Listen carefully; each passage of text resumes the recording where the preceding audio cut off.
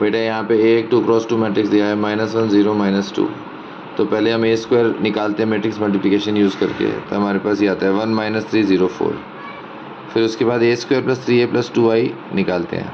ठीक है, बेसिकली हमें पूछा क्या है, हमें ये क्वेश्चन में पूछा हुआ A square plus 3A plus 2I और plus trace of B plus C, इसका वैल्यू हमको पूछा हुआ है। A square plus 3A plus 2I का determinant plus trace of B plus C। तो सबसे पहले A स्क्वायर हमने निकाला। अब A square plus 3A plus 2I matrix आएगा तो वो मैट्रिक्स सॉल्व करते। A स्क्वायर आ गया, 3A मतलब A को 3 से मल्टीप्लाई करेंगे और 2I मतलब आइडेंटिटी मैट्रिक्स को 2 से मल्टीप्लाई किया। तो इसको मल्टीप्लाई करने के बाद जब कॉरेस्पॉन्डिंग एलिमेंट्स को ऐड किया तो सारे ज़ीरो बन गए, मतलब ये नल मैट्रिक्स आ गया। तो अगर ये नल मैट्रिक्स आ गया A square plus 3A plus 2I, इसका मतलब इसका डिटर्मिनेंट ज़ीरो ही आएगा, क्योंकि सारे ज़ीरो, 0 × 0 0 माइनस 0 × 0।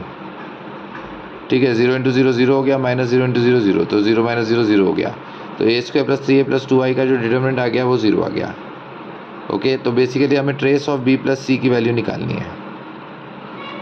तो अब यहाँ पे हम क्या करते हैं, A square plus 3A plus 2I की वैल्यू 0 आ जाती है, तो अब दोनों तरफ A से मल्टीप्लाई करते हैं। तो अगर दोनों तरफ A से मल्टीप्लाई किया तो A³ plus 3A square plus 2A आता है, और 0 को अगर A से मल्टीप्लाई किया तो वो 0 ही आएगा। ठीक है ना, A³ plus 3A square plus 2A equal to null matrix. अब इसमें क्या करो, 2A को लिखो 3A माइनस A और I माइनस I लिखो, क्योंकि I वाला टर्म तो है नहीं।